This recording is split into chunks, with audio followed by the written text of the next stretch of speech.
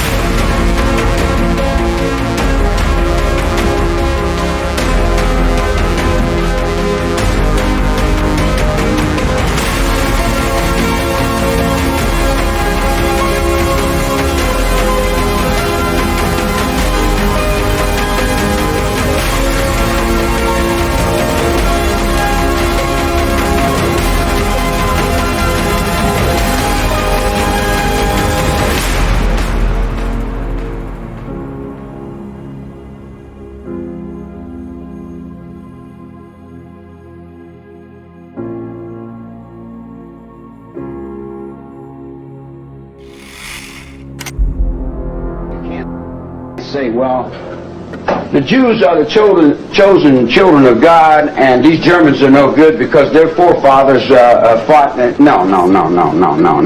The Germans are no worse than the Jews, and the blacks are no worse than the Mexicans, and the Mexicans are no worse than the Filipinos, and the Filipinos are no worse than the Chinese. So how do you reach a one with that whole circle?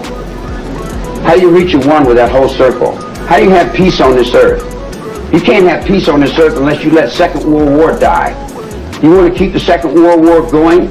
You want to keep selling and buying Germans and dead Indians on TV every day? You know, that's got to stop. The Second World War's got to stop. And it's got to stop in the Jews. The Jews won't let the Second World War stop. They keep the Second World War going. They keep it going. They keep it going. They keep perpetuating it because they're making money. As soon as the Second World War was over, they never stopped the brainwash. The brainwash that they were selling the American public was making money. You see what I'm saying? They were making money. They're not going to stop making money. If the combination's there to make money, they're going to keep selling it. They'll sell it all the way till I'm in the cell with a guy named Millman, Jerry Millman.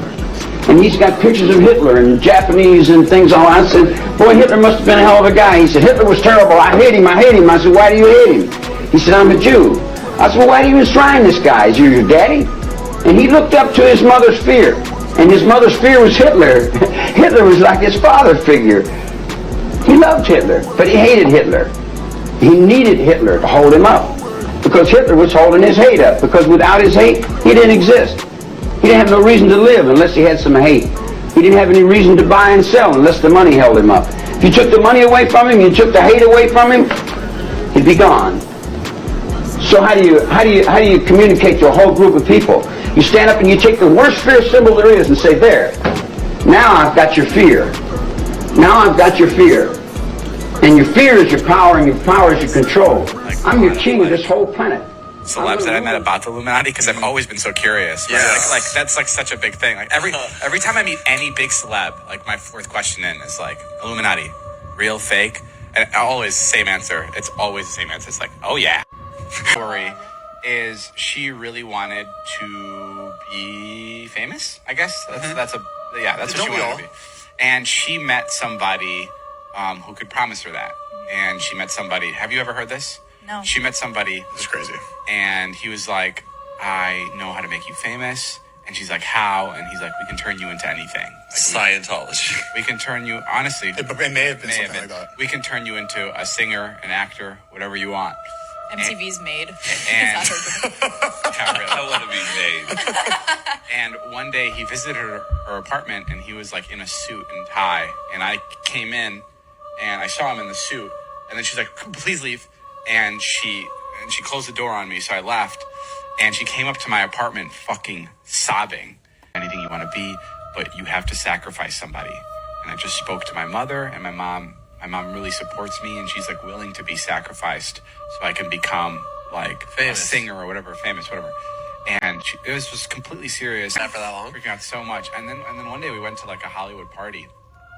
And I don't want to say the names that were there, but they were like these big Hollywood guys who've been around for a really long time. Like, yeah. They're like, when you think of like old Hollywood, these are the names that come up. Yeah. And she was talking to one of them. She was an attractive person. So the guys at the party were like into her and they were listening to what she was saying. And she was just like, yeah, I was approached by the Illuminati.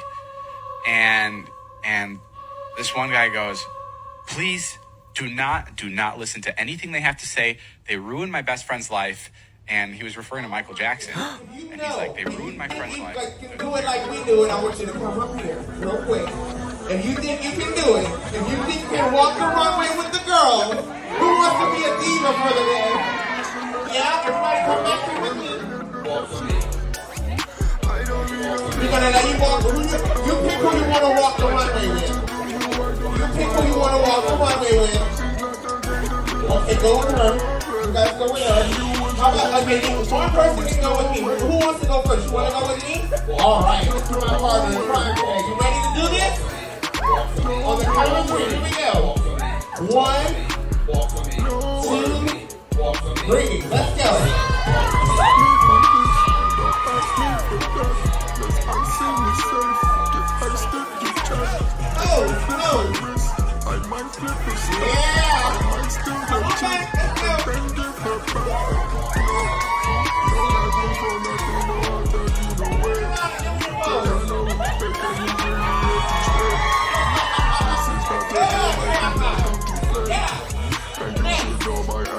Let's go.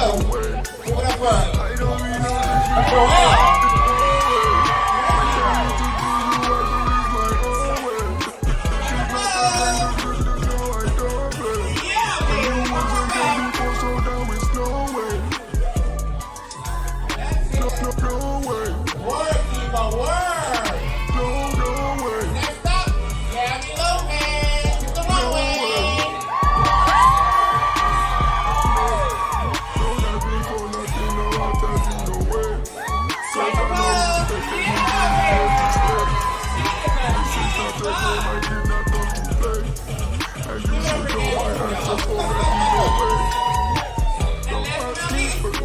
Aerial Simon, hit the runway, diva.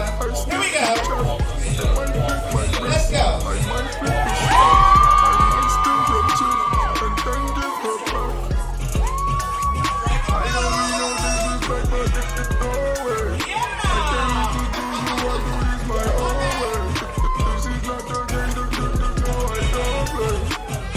All right, everybody, good job, good job, good job, good job.